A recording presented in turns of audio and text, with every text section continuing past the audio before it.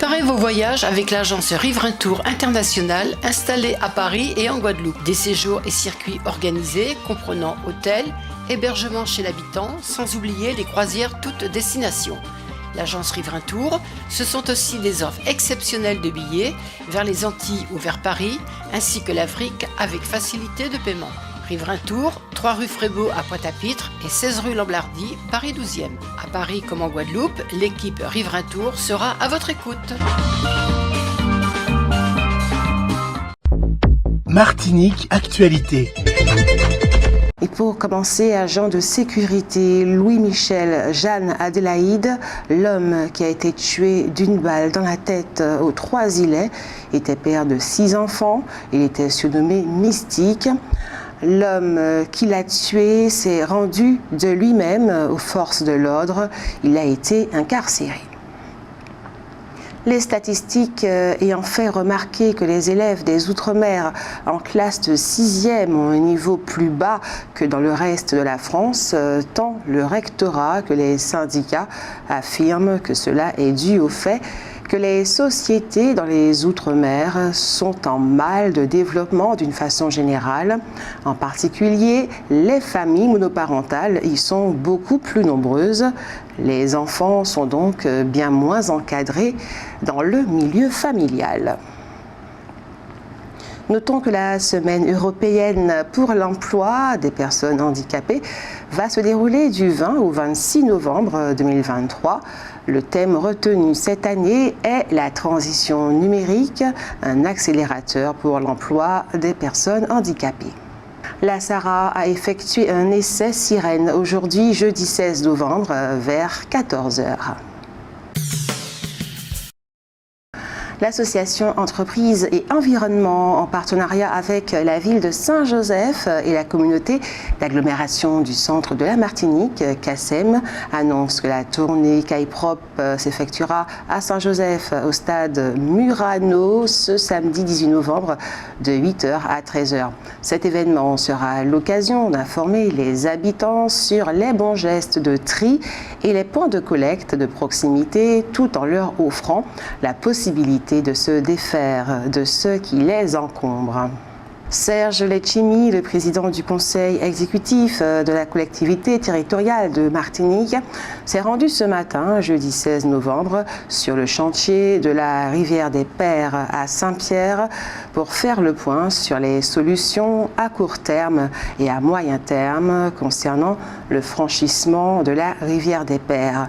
Un viaduc métallique provisoire puis un ouvrage d'art définitif permettront de garantir la mise hors d'eau de la RD 10 partant de fortes pluies, assurant ainsi la libre circulation des habitants et usagers du Nord. La collectivité territoriale de Martinique organise une rencontre littéraire autour de l'ouvrage de Marilyn Ampigny, Un cœur au bord des yeux, demain, vendredi 17 novembre, à 18 h 30 à la bibliothèque Schœlcher. L'auteur y retrace le parcours d'Anaïs Rocher, une héroïne qui pense, joue, écrit, vit à la lumière, à l'ombre, à l'encre de son étrange cœur au bord des yeux. Des époques saisies, des instants choisis. Au cours de cette soirée littéraire, un hommage sera rendu à Édith Lefel avec le concours de Daniel René-Corail et Suzy Trébeau. Yolène Édouard, la première femme qui fut télé-speakerine en Martinique, est décédée à l'âge de 83 ans. Elle était la femme d'Eddie Édouard, un des premiers journalistes martiniquais à avoir présenté le journal sur la radio du service public. Eddie Édouard est décédé le 29 mai dernier. Le MEDEF Martinique, en partenariat avec la direction de l'économie, de l'emploi, du travail et des solidarités, le Fonds pour l'insertion des personnes handicapées dans la fonction publique et l'Association de gestion du Fonds par l'insertion professionnelle des personnes handicapées organisent la première édition du concours des administrations et entreprises inclusives de Martinique. Ce concours a pour vocation de mettre en lumière des engagements inclusifs forts des acteurs du monde économique en matière de recrutement, de maintien et d'emploi inclusif sur le territoire martiniquais, d'insuffler une dynamique auprès de ceux qui hésitent encore ou n'y pensent pas, car le handicap est une des solutions face aux problématiques de recrutement et de maintien dans l'emploi que connaissent aujourd'hui les secteurs en tension. Il existe une association des usagers du transport maritime en Martinique. À propos de la grève des vedettes tropicales, son président, Serge Sainte-Rose, fait remarquer qu'il y a longtemps que son association réclame une concurrence effective sur la ligne Fort-de-France-Trois-Îlets et pas un seul opérateur comme c'est le cas actuellement. Un ferry transportant des passagers de croisière vers l'île privée de Blue Lagoon aux Bahamas a coulé mardi. Un Américain de 75 ans est décédé tandis que 2 autres personnes ont dû être hospitalisées. Apparemment mal organisé, le forum installé au campus de Schœlcher pour présenter des métiers aux étudiants n'a pas attiré la foule. Les étudiants qui s'y sont rendus se sont souvent déclarés déçus par les métiers proposés, des métiers qui ne leur ont pas paru très modernes. Comme d'habitude, dans ce genre d'événement, les recruteurs de l'armée et de la gendarmerie étaient omniprésents. Des scientifiques ont démontré qu'un lien fort, robuste et constant existe entre l'exposition aux insecticides et une concentration plus faible de spermatozoïdes chez l'homme adulte.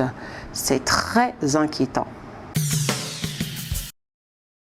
Le club Med 2 a ouvert la saison des croisières à Saint-Pierre. Il a donc été reçu avec un faste particulier, d'autant que jusqu'à maintenant, la ville d'art et d'histoire affichait une dizaine d'escales par an. Cette année, ce sera 3 fois plus, avec 28 escales prévues jusqu'au mois d'avril. Les salariés de l'entreprise Le Moulin, qui, comme son nom l'indique, fabrique de la farine, se sont mis en grève pour protester contre le licenciement de 9 employés. Mais cette grève n'a duré qu'une journée. Hier, mercredi, le plan de licenciement a été ajourné par la direction et des négociations vont commencer au sein de l'entreprise. Une solution devra être trouvée avant le 15 décembre. À l'occasion de la fête de la science, demain, vendredi 17 et samedi 18 novembre, une animation est programmée au musée du Père Pinchon autour des récifs coralliens. Ce sera de 10h à 16h. C'est complètement gratuit. Le lendemain, samedi 18 novembre, de 9h à 17h, un village des sciences sera installé à l'Institut martiniquais du sport.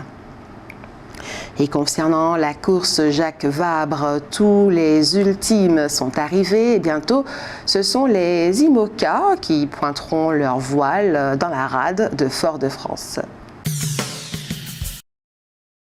Et pour terminer ce journal local de l'après-midi, ce soir, jeudi 16 novembre à 19h30 à la salle Barel-Copette au Morne-Rouge, la ville du Morne-Rouge et l'association Cuivre et Bois d'Ébène proposent le premier festival international de la clarinette.